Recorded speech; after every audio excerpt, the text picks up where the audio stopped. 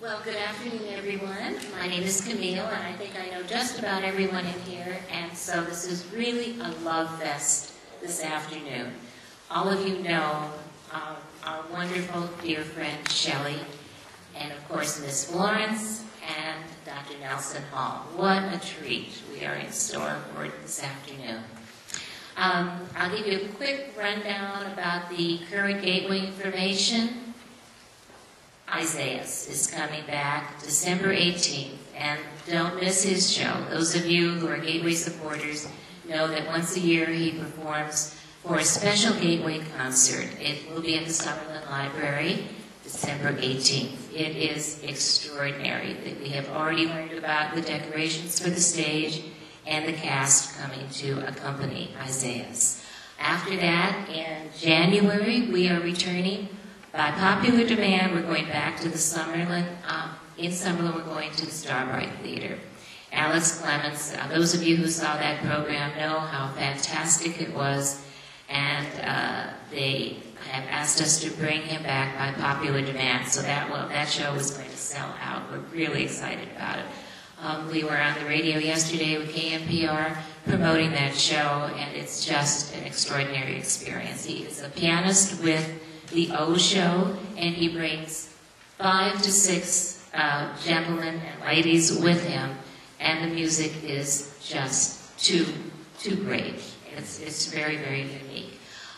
Look forward to the emails, because we will be awarding the Gateway Scholarships this month, in December rather. So please plan to attend and to support the young people who will be receiving the support of all of you for your contributions for the young people to continue to have advanced studies. So that's everything about Gateway in a nutshell. Next year is completely planned, so check your emails.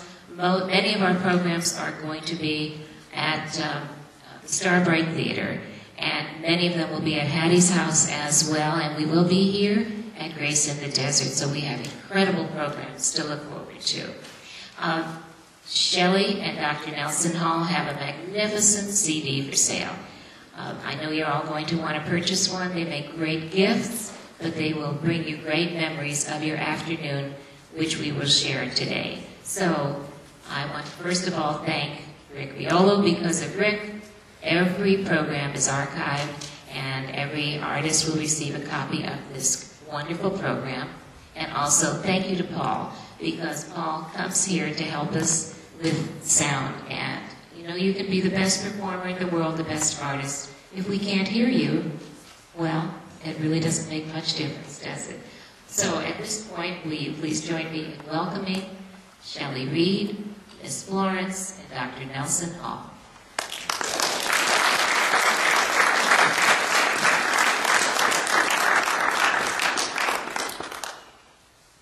'Twas battered and scarred, and the auctioneer thought it hardly worth his while to waste his time on the old violin.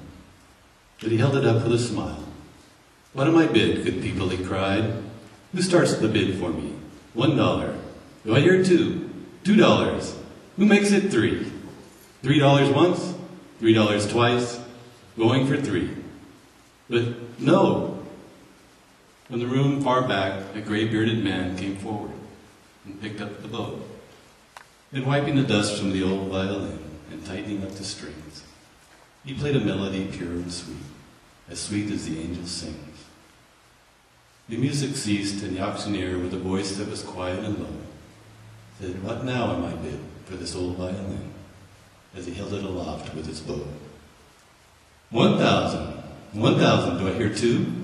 $2,000. Who makes it $3? $3,000. $3,000 once? $3,000 twice? Going and gone, said he. The audience cheered, but some of them cried. "We just don't understand what changed its worth." Swift came the reply, the touch of the master's hand. And many a man with life out of tune, all battered with bourbon and gin, is auctioned cheap to a thoughtless crowd, much like that old violin. A mess of pottage, a glass of wine, a game, and he travels on. He is going once, he is going twice, he is going and almost gone. But The Master comes, and the foolish crowd never can quite understand the worth of a soul and the change that is wrought by the touch of the Master's hand.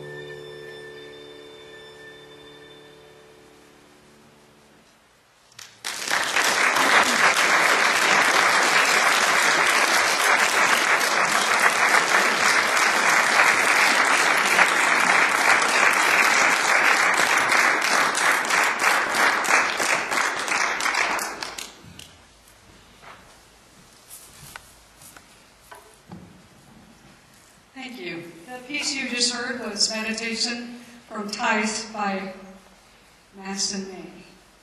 I always want to say Madison May.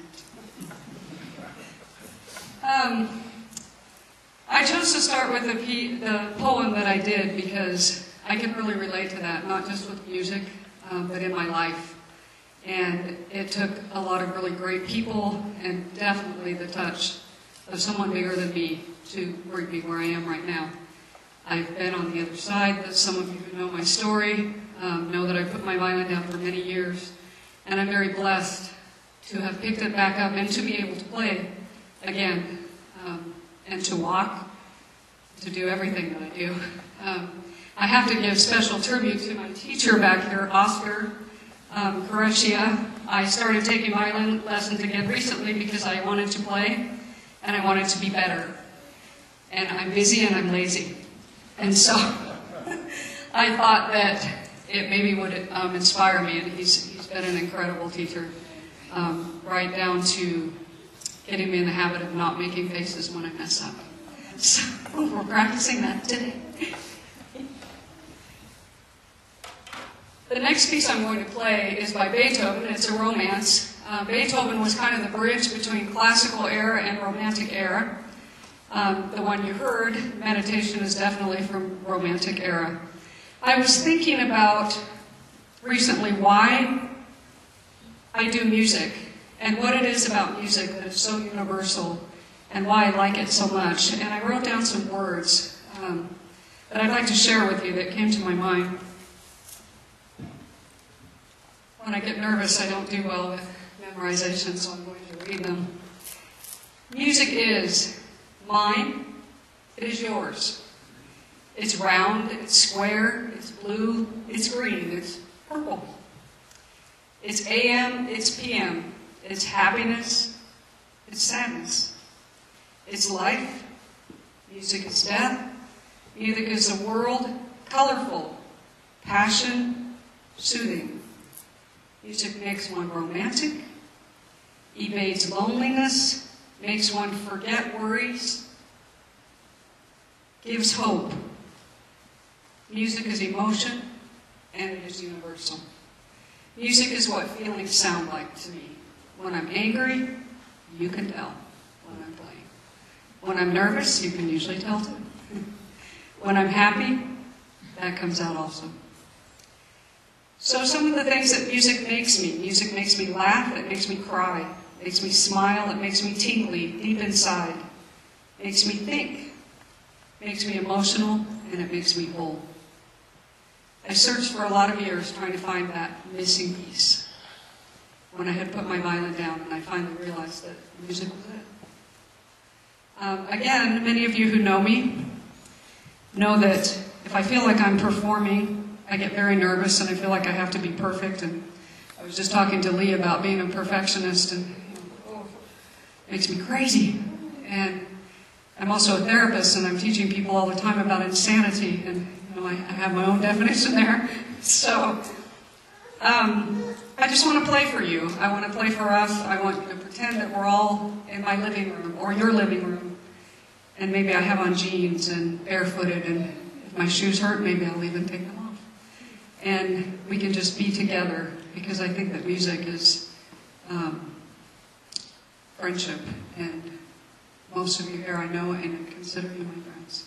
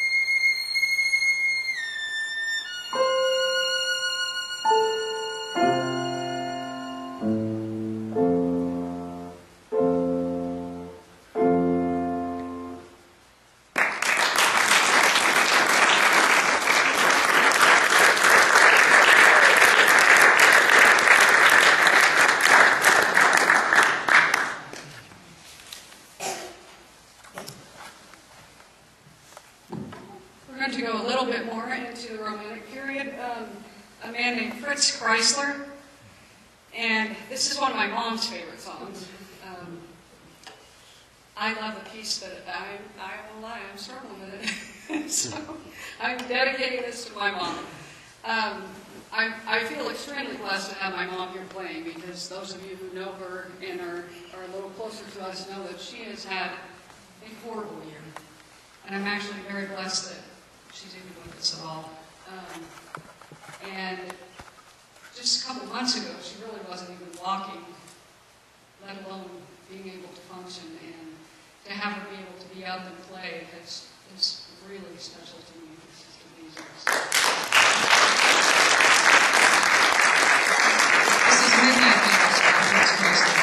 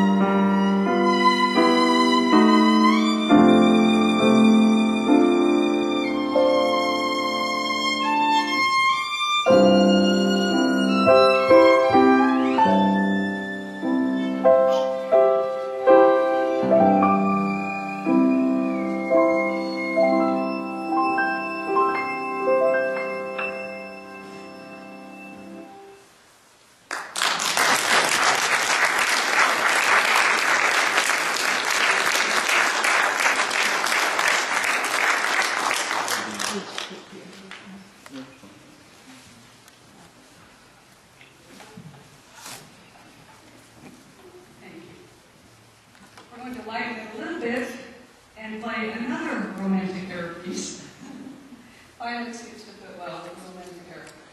A reverse versus by parade.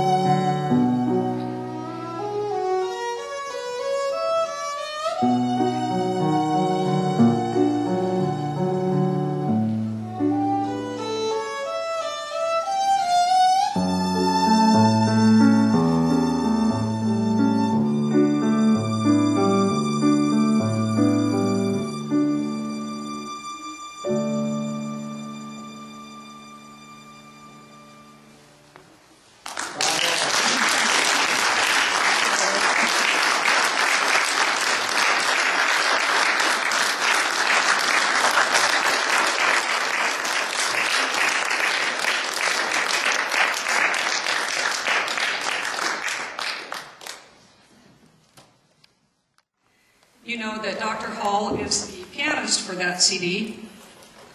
Not only is he the pianist, he did all of the arrangements of all the songs on that CD. So today we'd like to play you 3 of them.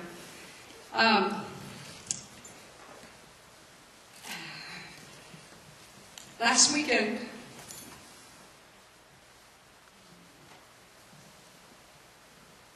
privilege of playing a funeral service for someone extremely close to me, and that was Nelson's father. That was last Monday. And we called him Poppy, and those of you who had met him or knew of him as Poppy. Poppy was also a musician, wrote and published, I believe, over 150 songs and several, I have 7 in my head, I'm not sure that's right, complete Christmas cantatas. And Poppy loved to sing and to play. And Poppy just loved music. So, in talking about this concert today, we decided that we would dedicate this concert, especially the second half, to Poppy.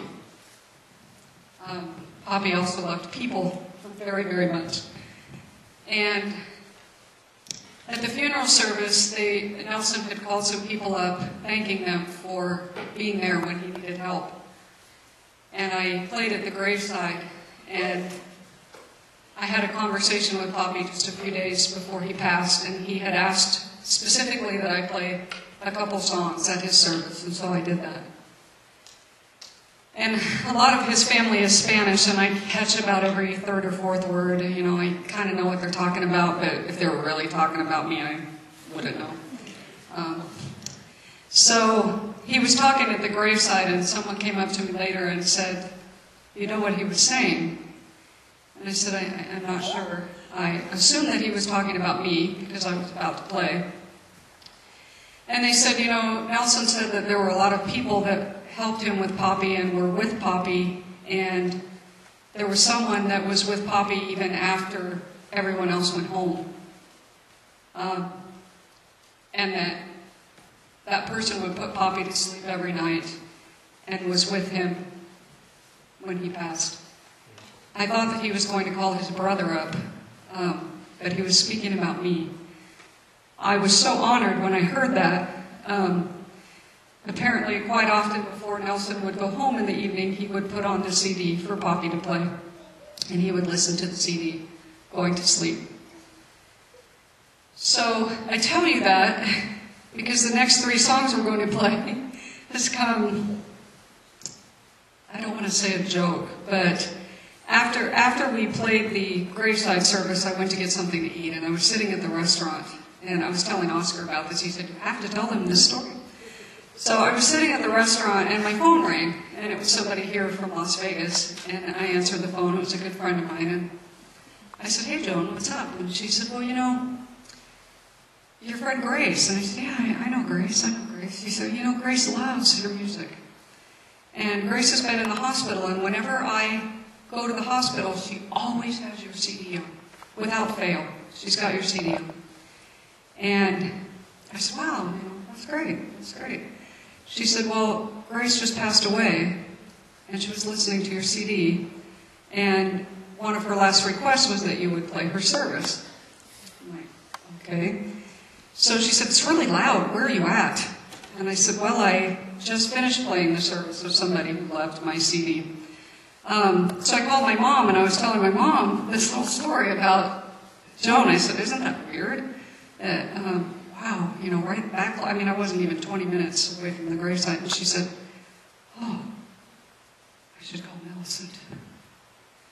And Millicent is, my mom has one sibling, a brother, and his wife's name is Millicent, and Alfred loves my music. I'm the only female in that side of the family, the only granddaughter, only niece. And, so I've been the violinist through the family, and Alfred loves my CD, and he listens to it quite often. And Millicent had called her that morning to tell her that Alfred would probably pass within the next couple days. So I said, "Get that CD away." I don't want anybody over the age of 50 listening to this CD anymore. So it is with honor that it brings peace, but it's been quite a coincidence the last few days that don't play the CD if you're not feeling well. Anyway, we're going to start with... Okay.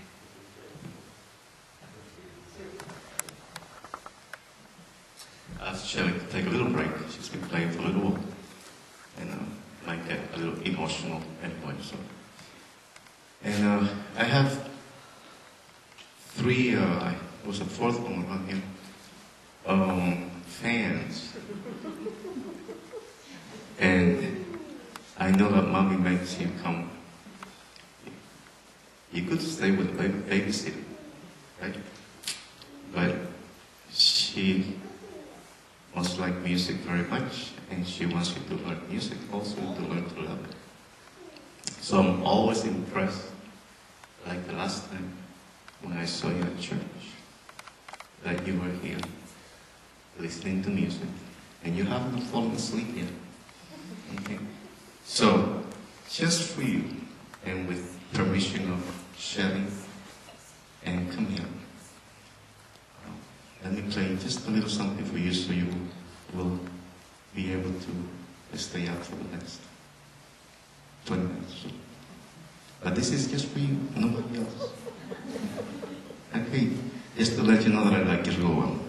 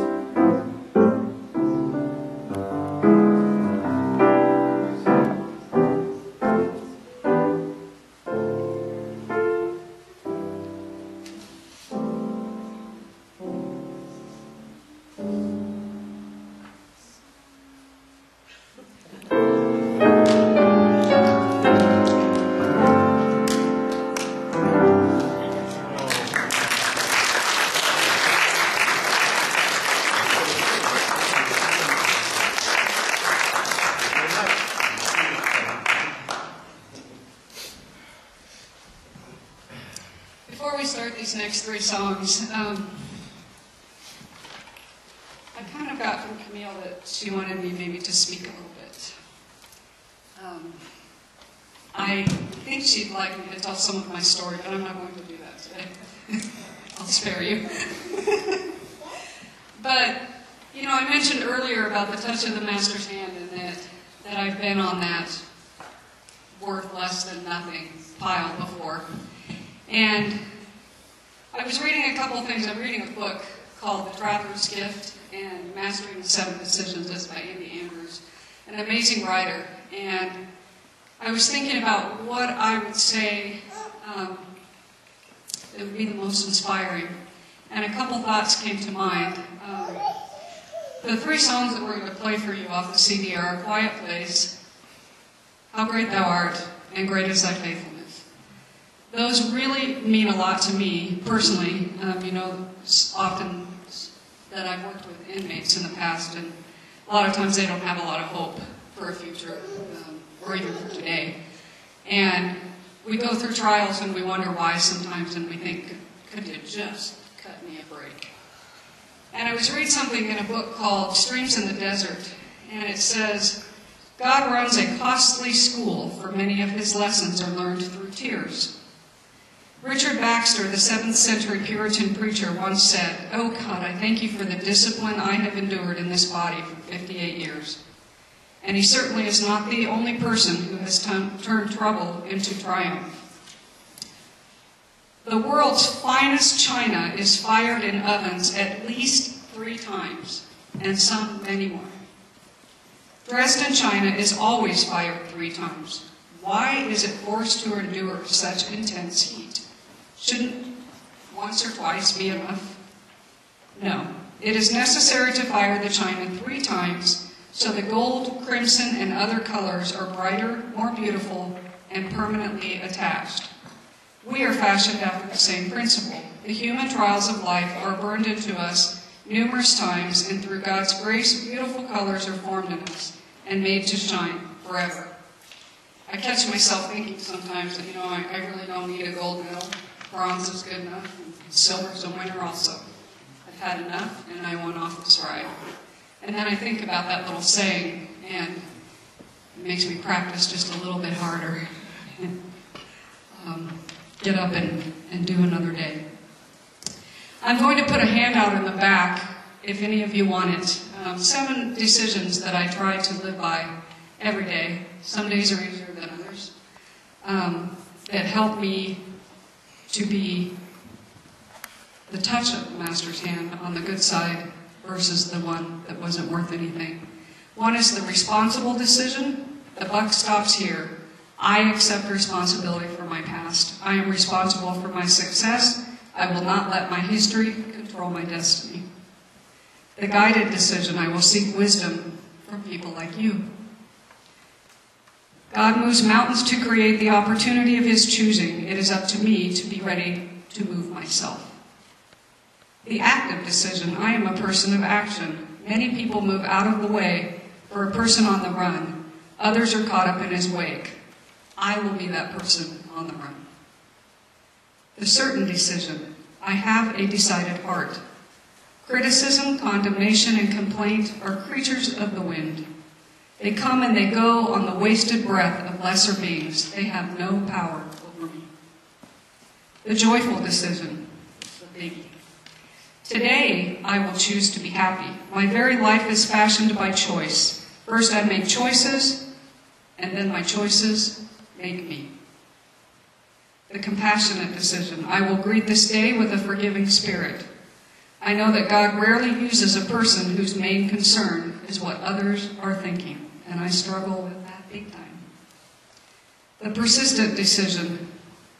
I will persist without exception. Reason can only be stretched so far, but faith has no limits. The only limit to my realization of tomorrow is the doubt to which I hold fast today.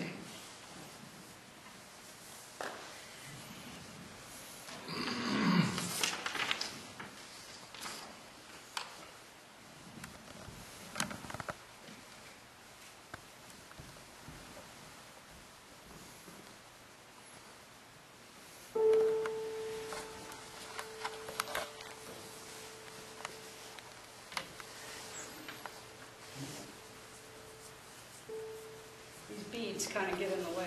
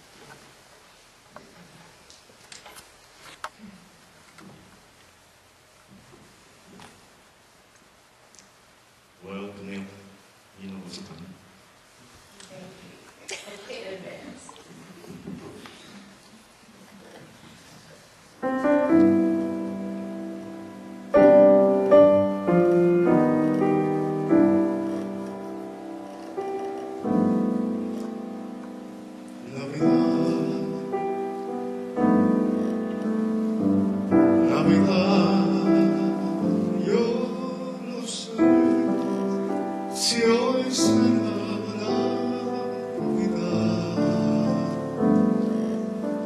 no será Navidad si no anuncian campanas la paz, no será Navidad si la estrella que alumbra en Belén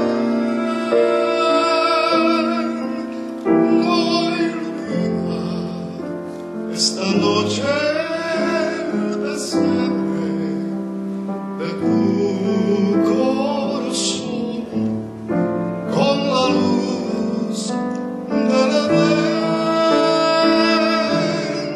Si el lucero no alumbra el pesebre de tu corazón, no será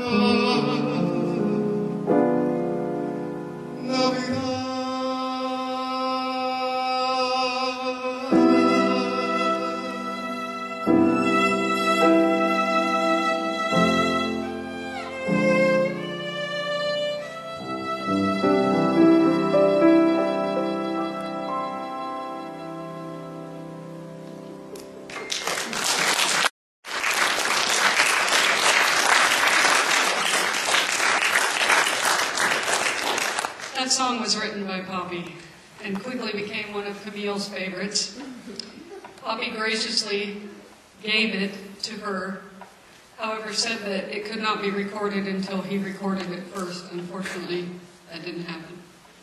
But we wanted to honor him today by playing it. We're going to close with kind of a fun piece, liven it up a little bit. I was standing up here realizing, wow, played a lot of mellow music. So hopefully you're all relaxed. Maybe I'll wake you up a little bit. I want to thank you for coming and spending the afternoon with me doing music.